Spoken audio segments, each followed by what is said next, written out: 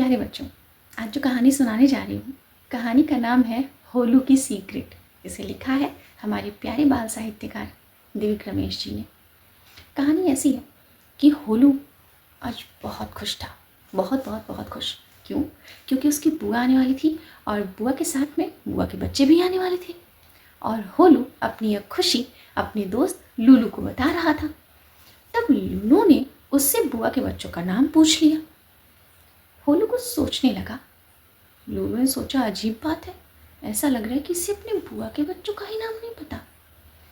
लूलू ने उससे कहा, अरे भाई, अपने बुआ के बच्चों का नाम तुम्हें नहीं पता क्या? बताओ तो मुझे।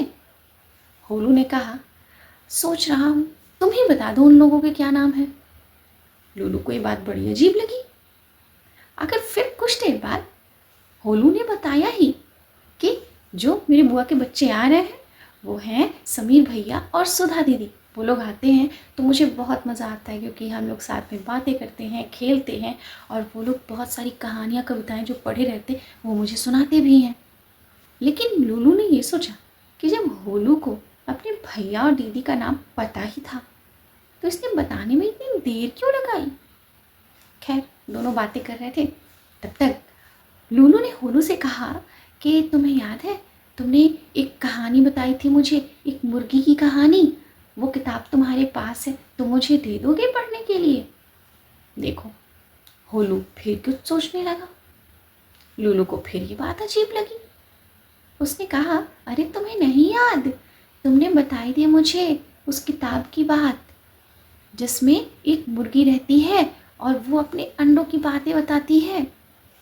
लूलू ने कहा, हाँ हाँ, मुझे पता है वो किताब, लेकिन एक सीक्रेट है।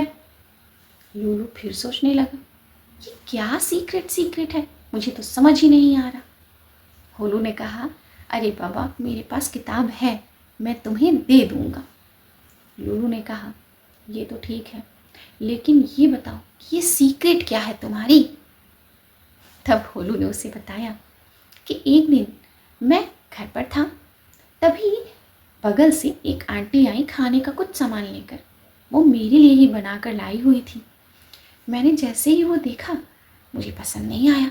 मैंने कहा, अरे आंटी, ये क्या लाई हैं आप? मुझे तो ये बिल्कुल पसंद नहीं है, आप इसे अपने साथ वापस लेते जाइए। अब मैंने ऐसे कह तो दिया, लेकिन मेरी मम्मी ने आंटी को वो सामान वापस नहीं ले जाने दिया। उन्होंने आंटी से कुछ कहा और अंदर आ गई।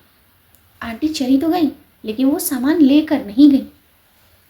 मम्मी ने मुझसे कहा, ये बताओ, अगर तुम प्यार से किसी के लिए कोई सामान लाओ और वो ऐसे ही कहे कि ये तो बहुत बेकार है, बिल्कुल अच्छा नहीं है, मुझे नहीं चाहिए, तो तुम्हें कैसा लगेगा? बुरा लगेगा ना? तो तुम सोचो कि तुमने ऐसे कहा तो आंटी को कैसा लगा होगा? बुरा ही तो लगा होगा। मुझे लगा कि हाँ, सच में मुझे ऐसे तो नहीं कहना चाहिए था, आंटी को बुरा लगा होगा।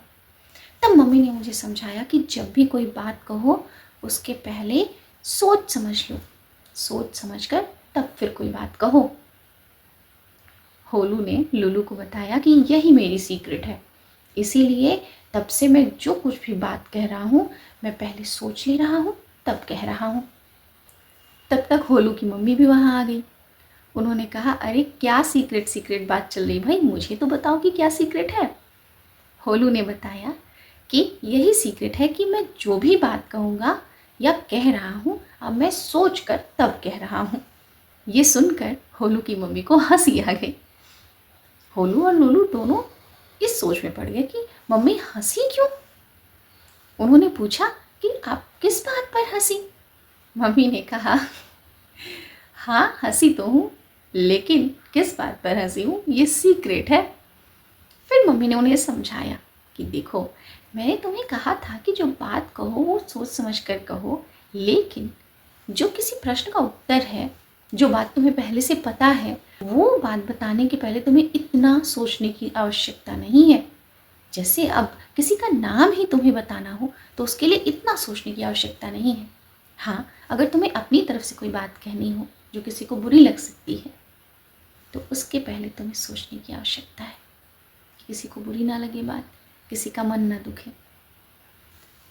तो उन्होंने कहा, अच्छा ये बात है, अब हमें समझ में आई बात, लेकिन आप वो सीक्रेट तो बताइए कि आप हंसी क्यों थी।